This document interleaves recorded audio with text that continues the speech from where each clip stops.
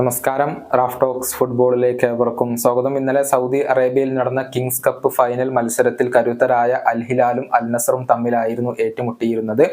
അൽ നസറിനെ പരാജയപ്പെടുത്തിക്കൊണ്ട് ഒരിക്കൽ കൂടി കിരീടം സ്വന്തമാക്കാൻ അൽ ഹിലാലിന് കഴിഞ്ഞിട്ടുണ്ട്. പെനാൽറ്റി ഷൂട്ടൌട്ടിലായിരുന്നു അൽ ഹിലാൽ ഈയൊരു ഫൈനൽ മത്സരത്തിൽ വിജയം നേടിയിരുന്നത്.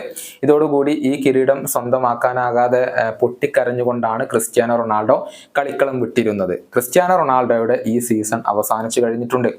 മികച്ച പ്രകടനമാണ് അദ്ദേഹം നടത്തിയത് എന്ന കാര്യത്തിൽ യാതൊരുവിധ സംശയങ്ങളുമില്ല. ഒരു കിരീടം അദ്ദേഹം സ്വന്തമാക്കിയിട്ടുണ്ട്. അത് അറബ് ചാമ്പ്യൻസ് കപ്പാണ്. അതൊരു മേജർ ട്രോഫിയാണോ അല്ലയോ എന്നുള്ള കാര്യത്തിൽ തർക്കങ്ങളൊക്കെ നിലനിൽക്കുന്നുണ്ട്. ഏതായാലും സൗദി അറേബ്യയിലെ ട്രോഫിയല്ല, മറിച്ച് എല്ലാ അറബ് രാജ്യങ്ങളിലെ ക്ലബ്ബുകളും പങ്കെടുത്തുകൊണ്ടുള്ള ഒരു കിരീടം തന്നെയാണ് അദ്ദേഹം ഇപ്പോൾ അൽ നസറിനോടൊപ്പം ഈ ഒരു സീസണിൽ സ്വന്തമാക്കിയിട്ടുള്ളത്.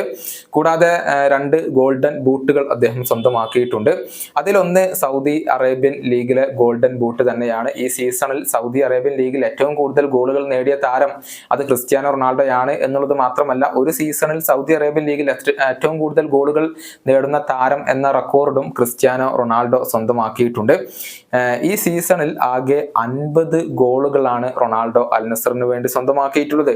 കൂടാതെ 13 അസിസ്റ്റുകളും അദ്ദേഹം സ്വന്തമാക്കിയിട്ടുണ്ട്. ഇങ്ങനെ മികച്ച പ്രകടനമാണ് 39ാമത്തെ വയസ്സിലും റൊണാൾഡോ നേടിയിട്ടുള്ളത്. ഇതിനേക്കാൾ മികച്ച ഒരു പ്രകടനം ഇനി അദ്ദേഹത്തിന് തന്റെ ക്ലബിന് നൽകാനാവില്ല. പക്ഷെ അദ്ദേഹത്തിന്റെ ക്ലബിന് പ്രത്യേകിച്ച് ഒരു മാജിക് ട്രോഫികൾ ഒന്നും നേടാൻ കഴിഞ്ഞിട്ടില്ല എന്നുള്ളത് തീർച്ചയായും അവരുടെ ആരാധകർക്ക് നിരാശ നൽകുന്ന ഒരു കാര്യമാണ്.